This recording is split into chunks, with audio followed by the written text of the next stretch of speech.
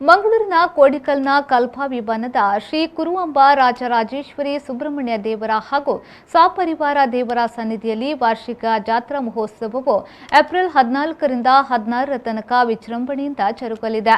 ಬ್ರಹ್ಮಶ್ರೀ ಧೇರಬೇಲು ವಿಠಲದಾಸ ತಂತ್ರಿಯವರ ನೇತೃತ್ವದಲ್ಲಿ ವಿವಿಧ ಧಾರ್ಮಿಕ ಕಾರ್ಯಕ್ರಮಗಳು ನಡೆಯಲಿದೆ. ಮಂಗಳೂರಿನ ಕೋಡಿಕಲ್ನ ಕಲ್ಪಾವಿ ಬನದ ಶ್ರೀ ಕುರುವಂಬ ರಾಜರಾಜೇಶ್ವರಿ ಸುಬ್ರಹ್ಮಣ್ಯ ದೇವಸ್ಥಾನದಲ್ಲಿ ನಡೆದ ಸುದ್ದಿಗೋಷ್ಠಿಯಲ್ಲಿ ಆಡಳಿತ ಮುಕ್ತೇಸರಾದ ಪಿ ಮಹಾಬಲ ಚೌಟ ಅವರು ಮಾತನಾಡಿ, ಅಭಿವೃದ್ಧಿ ಸಮಿತಿ ಅಧ್ಯಕ್ಷ ಎನ್ವಿ ಶಾಂಬಾ ಶಿವರಾವ್ ಅವರ ಮುಂದಾಳತ್ವದಲ್ಲಿ ವಾರ್ಷಿಕ ಜಾತ್ರಾ ಮಹೋತ್ಸವ ಜರುಗಲಿದ್ದು, ಏಪ್ರಿಲ್ 14ರಂದು ಪೂರ್ವಾಹ್ನ 9 ಗಂಟೆಗೆ ನವಕಲಶ ಪ್ರಧಾನ ಹೋಮ, ಶ್ರೀದೇವಿಗೆ ಹಾಗೂ ಸುಬ್ರಹ್ಮಣ್ಯ ದೇವರಿಗೆ ಕಲಶಾಭಿಷೇಕ, ಸುಬ್ರಹ್ಮಣ್ಯ ದೇವರಿಗೆ ಹೂವಿನ ಪೂಜೆ, ಮಧ್ಯಾಹ್ನ 12 ಗಂಟೆಗೆ ಧ್ವಜಾರೋಹಣ, ನಂತರ ಮಹಾಪೂಜೆ, ತದನಂತರ ಅನ್ನ ಸಂತರ್ಪಣೆ ಜರುಗಲಿದೆ.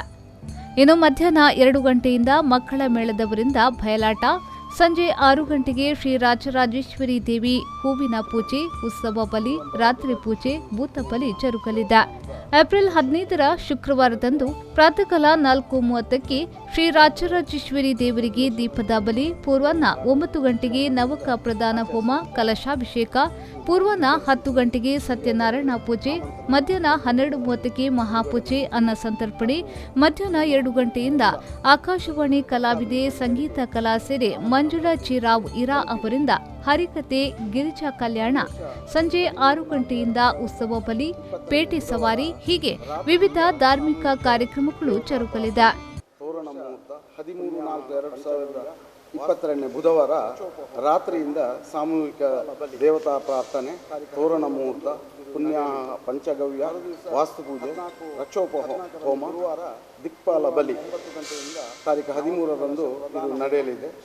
ಮರುದಿವಸ 14ರಂದು ಗುರುವಾರ ಪೂರ್ವಾಹ್ನ 9 ಗಂಟೆಯಿಂದ ನವಕ ಕಲಶ ಪ್ರಧಾನ ಹೋಮ, ಶ್ರೀದೇವಿಗೆ ಹಾಗೂ ಸುಬ್ರಹ್ಮಣ್ಯ ದೇವರಿಗೆ ಕಲಶಾಭಿಷೇಕ, ಸುಬ್ರಹ್ಮಣ್ಯ ದೇವರಿಗೆ ಹೂವಿನ ಪೂಜೆ, ಮತ್ತು ಮಧ್ಯಾಹ್ನ 12 ಗಂಟೆಗೆ ಧ್ವಜಾರೋಹಣ ನಡೆಯಲಿದೆ. ಆ ನಂತರ ಮಹಾಪೂಜೆ, ಆದ ನಂತರ ಅನ್ನ ಸಂತರ್ಪಣೆ. ಪ್ರತಿ ವರ್ಷವೂ ಸಾಧಾರಣ 1-1.5 ಸಾವಿರ ಜನ ಅನ್ನ ಸಂತರ್ಪಣೆಗೆ ಬರ್ತಾ ಇದ್ದಾರೆ.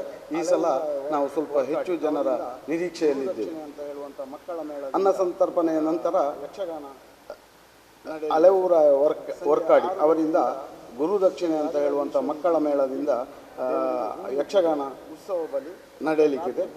ಸಂಜೆ 6 ಗಂಟೆಯಿಂದ ಶ್ರೀ ರಾಜರಾಜೇಶ್ವರಿ ದೇವರಿಗೆ ಹೂವಿನ ಪೂಜೆ, ಉತ್ಸವ ಬಲಿ ಮತ್ತು ರಾತ್ರಿ ಪೂಜೆ, ಭೂತ ಬಲಿ ನಡೆಯಲಿಕ್ಕಿರುವುದು. ಮರುದಿವಸ 15/4/2022 ಶುಕ್ರವಾರ ಪ್ರಾತಃ ಕಾಲ 4:30 ಗಂಟೆಗೆ ಶ್ರೀ ರಾಜರಾಜೇಶ್ವರಿ ದೇವರಿಗೆ ದೀಪದ ಬಲಿ, 9 ಗಂಟೆಗೆ ನವಕ ಪ್ರಧಾನ ಹೋಮ, ಕಲಶಾಭಿಷೇಕ ಮತ್ತು ಮಧ್ಯಾಹ್ನ ಪ್ರತಿ ವರ್ಷದಂತೆ ಸಾರ್ವಜನಿಕ ಸತ್ಯನಾರಾಯಣ ಪೂಜೆ ನಡೆಯಲಿರುವುದು. ಮಧ್ಯಾಹ್ನ 12:30ರಿಂದ ಅನ್ನ ಸಂತರ್ಪಣೆ. ಸುಮಾರು 2-2.5 ಸಾವಿರ ಜನರ ನಿರೀಕ್ಷೆ ಉಂಟು. ಅಷ್ಟು ಜನ ಬರ್ತಾ ಇದ್ದಾರೆ ಅನ್ನ ಸಂತರ್ಪಣೆ. ಮಧ್ಯಾಹ್ನ 2 ಗಂಟೆಯಿಂದ ಆಕಾಶವಾಣಿ ಕಲಾವಿದೆ ಸಂಗೀತ ಕಲಾಸಿರಿ ಶ್ರೀಮತಿ ಮಂಜುಳಾ ರಾವ್ ಇರಾ ಇವರಿಂದ ಹರಿಕತೆ, ಗಿರಿಜಾ ಕಲ್ಯಾಣ ಹರಿಕತೆಯನ್ನು ನಡೆಯಲಿದೆ. ಸಂಜೆ 6 ಗಂಟೆಯಿಂದ ಉತ್ಸವ ಬಲಿ, ಪೇಟೆ ಸವಾರಿ, ಕಟ್ಟೆ ಪೂಜೆ, ರಾತ್ರಿ ಪೂಜೆ ಮತ್ತು ಭೂತ ಬಲಿ, ಕವಾಟ ಬಲಿ, 7 ಗಂಟೆ ಶಯನೋತ್ಸವ. ಇನ್ನು ಏಪ್ರಿಲ್ 16ರ ಶನಿವಾರದಂದು ಪ್ರಾತಃಕಾಲ 7 ಗಂಟೆಗೆ ವಿವಿಧ ಅಭಿಷೇಕಗಳು, ಪ್ರಾತಃಕಾಲ ಪೂಜೆ, ನವಕ ಪ್ರಧಾನ ಹೋಮ, ಅಭಿಷೇಕ, ಪೂರ್ವಾಹ್ನ 9 ಗಂಟೆಗೆ ತುಲಾಭಾರ ಪೂಜೆ, ಮಧ್ಯಾಹ್ನ 12:30ಕ್ಕೆ ಮಹಾಪೂಜೆಯೊಂದಿಗೆ ಅನ್ನ ಸಂತರ್ಪಣೆ ಜರುಗಲಿದೆ. ಸಂಜೆ 6 ಗಂಟೆಗೆ ಜಲಕದ ಬಲಿ, ಓಕುಳಿ ಬಲಿ, ಸಾಗರ ಕೂಡ್ಸ್, ಕಲ್ಪಾವಿ ಕೆರೆಯಲ್ಲಿ ಅಮೃತ ಸ್ನಾನ, ಚಾಮುಂಡಿ ದೈವ ಭೇಟಿ, ತೂಟಿದಾರ ದರ್ಶನ ಬಲಿ ಕ್ಷೇತ್ರದಲ್ಲಿ ನಡೆಯಲಿದೆ ಎಂದು ಅವರು ಹೇಳಿದರು.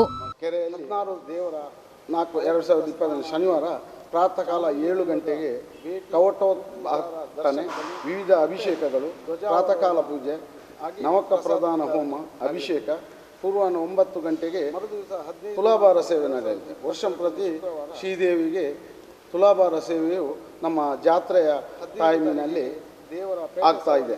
ಮಧ್ಯಾಹ್ನ 12ಕ್ಕೆ ಮಹಾ ಅನ್ನ ಸಂತರ್ಪಣೆ, ಆದ ನಂತರ ಸಾಯಂಕಾಲ 6 ಗಂಟೆಗೆ ದೇವರ ಜಲಕದ ಬಲಿ, ಓಕುಳಿ ಬಲಿ, ಅದು ಸಾಗರ ಕೋಟ್ಸ್ ಅಂತ ಕಲ್ಬಾವಿ ಕೆರೆಯಲ್ಲಿ ದೇವರ ಅವಭೃತ ಸ್ಥಾನಾಗಿ ಚಾಮುಂಡಿ ದೈವದ ಭೇಟಿ, ಕೂಟಿದಾರ ದರ್ಶನ ಬಲಿ ಮತ್ತು ಧ್ವಜಾವರೋಹಣ ಆಗಿ ಪ್ರಸಾದ ವಿತರಣೆ ಬರಲಿಕ್ಕಿದ್ದಾರೆ. ಇನ್ನು ವಿಶೇಷವಾಗಿ ಜಾತ್ರಾ ಮಹೋತ್ಸವದ ಪ್ರಯುಕ್ತ ಭಕ್ತರಿಗಾಗಿ ಉಚಿತ ಲಕ್ಕಿ ಕೂಪನ್ ಅನ್ನು ನೀಡಲಾಗುತ್ತಿದೆ. ಅದರಲ್ಲಿ ಚಿನ್ನದ ನಾಣ್ಯಗಳನ್ನು ಅದೃಷ್ಟಶಾಲಿಗಳು ಗೆಲ್ಲಬಹುದು ಎಂದು ಹೇಳಿದ್ರು. ಅದರ ಕೆಲಸ ಕಾರ್ಯವನ್ನು ಅತಿ ಹೆಚ್ಚು ಭಕ್ತರ ನಿರೀಕ್ಷೆಯಲ್ಲಿದ್ದೇವೆ. ಅನ್ನದಾನ, ಅನ್ನ ಛತ್ರ ಒಂದು ನಿರ್ಮಾಣ ಮಾಡುವಂಥ ಒಂದು ಕಾರ್ಯಕ್ರಮದಲ್ಲಿ ನಾವಿದ್ದೇವೆ. ಅದಕ್ಕೆ ಅಭಿವೃದ್ಧಿ ಸಮಿತಿಯ ನೂತನ ಅಧ್ಯಕ್ಷರು NV ಶಾಂಬಶಿವರಾವ್ ಆಯ್ಕೆಯಾಗಿದ್ದಾರೆ. ಅವರ ಆಯ್ಕೆಯಂತೆ ಈ ಸಲ ಈ ಜಾತ್ರೆಯ ಟೈಮ್ನಲ್ಲಿ 1 ಗ್ರಾಮ್ ಚಿನ್ನದ ಕಾಯಿನನ್ನು ಅದೃಷ್ಟವಂತರಿಗೆ ನೀಡುವಂತೆ, ಯಾವುದೇ ಅದಕ್ಕೆ ಹಣ ಯಾವುದು ಕೊಡಲಿಕ್ಕಿಲ್ಲ. ಅವರ ಅದೃಷ್ಟ ಪರೀಕ್ಷೆ ಮಾಡಲಿಕ್ಕೆ 3 ಕಾಯಿನ್ಗಳನ್ನು ನಾವು ಶ್ರೀ ಶಾಂಬಶಿವರಾವ್ ಅವರ ಆದೇಶದಂತೆ ಇಲ್ಲಿ ದೇವಸ್ಥಾನದಲ್ಲಿ ಬಂದ ಎಲ್ಲ ಭಕ್ತರಿಗೆ ಅದೃಷ್ಟ ಚೀಟಿಯನ್ನು ಹಂಚಲಿಕ್ಕಿದ್ದೇವೆ. ತದಬಳಿಕ ಮಾತನಾಡಿದ ಕ್ಷೇತ್ರದ ಪ್ರಧಾನ ಅರ್ಚಕರಾದ ರವೀಶ್ ರಾವ್ ಅವರು, ವರ್ಷಂಪ್ರತಿಯಂತೆ ಈ ಬಾರಿ ಕ್ಷೇತ್ರದಲ್ಲಿ ಜಾತ್ರಾ ಮಹೋತ್ಸವ ಜರುಗಲಿದೆ. 3 ದಿನಗಳ ಕಾಲ ವಿವಿಧ ಧಾರ್ಮಿಕ ಕಾರ್ಯಕ್ರಮಗಳು ಜರುಗಲಿದೆ. ಏಪ್ರಿಲ್ 17ರಂದು ಸಂಜೆ ಚಾಮುಂಡಿ ಹಾಗೂ ಗುಳಿಗ ನೇಮೋತ್ಸವ ಜರುಗಲಿದೆ ಎಂದು ಹೇಳಿದರು. ವರ್ಷಂಪ್ರತಿಯಂತೆ ಈ ವರ್ಷ ಕೂಡ ಮೇಷ ಸಂಕ್ರಾಂತಿಯ ಪರ್ವಕಾಲದಂದು ಆ ಮಧ್ಯಾಹ್ನ ಕಾಲದಲ್ಲಿ ದೇವರಿಗೆ ನವಕ ಪ್ರಧಾನ ಕಲಶಾಭಿಷೇಕ ಎಲ್ಲ ನೆರವೇರಿಸಿ ಧ್ವಜಾರೋಹಣ ಆಗುವಂಥದ್ದು ವಾಡಿಕೆ.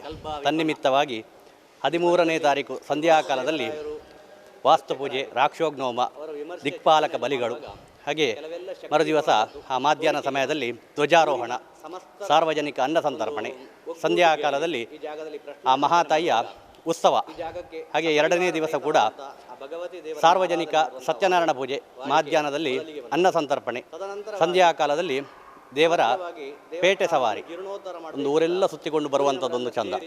ಆಮೇಲೆ ಬಂದು ಶ್ರೀಭೂತ ಬಲಿ ನಡೆದು ದೇವರಿಗೆ ಶಯನೋತ್ಸವ, ವಿಶೇಷವಾಗಿ ಭಕ್ತರೆಲ್ಲರ ಆ ಮಲ್ಲಿಗೆ ಪುಷ್ಪದಿಂದ ದೇವರನ್ನು ಶಯನೋತ್ಸವ ಮಾಡುವಂಥದ್ದು.